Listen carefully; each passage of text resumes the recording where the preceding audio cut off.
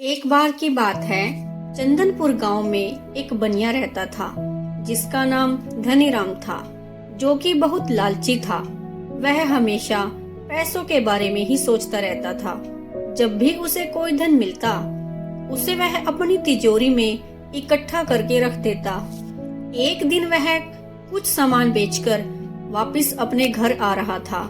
रात अधिक हो चुकी थी और उसके पीछे कुछ कुत्ते पड़ जाते हैं, जिससे बचने के लिए वह तेजी से भागने लगता है, जिसके कारण उसके पैसों की पोटली रास्ते में ही गिर जाती है। अगले दिन वह पैसों की पोटली को उस गांव के मुखिया के लड़के को मिल गई, जिसे उसने अपने पिता को दे दिया। मुखिया बहुत ईमानदार था और नेक दिल इंसान भी था। अगली सुबह धनीराम अपने गांव के मुखिया के पास आता है और अपनी खोई हुई पोटली के बारे में बताता है। मुखिया धनीराम को वही पोटली देते हुए बोला, यह लो आपकी अमानत, जो कि मेरे बेटे को रास्ते में गिरी हुई मिली थी। धनीराम पैसों की पोटली को खोलता है और सिक्कों को गिनता है।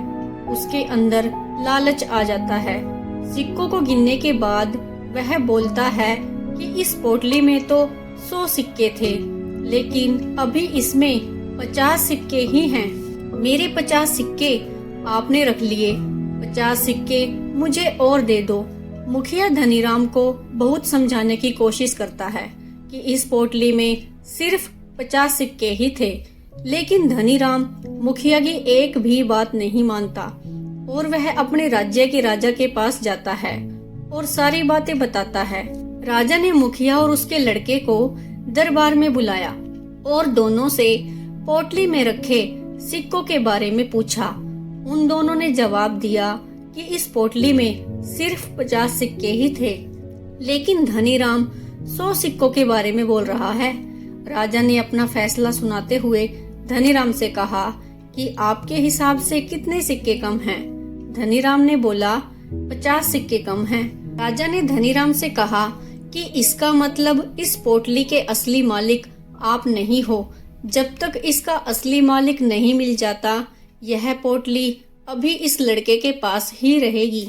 धनीराम जोर जोर से चिल्लाने लगा और बोलने लगा, यह मेरी थैली ही है जिसमें 50 सिक्के ही थे।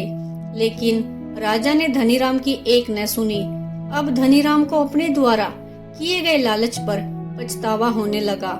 इसीलिए कहा जाता है कि लालच का अंत बहुत बुरा होता है। Thanks for watching.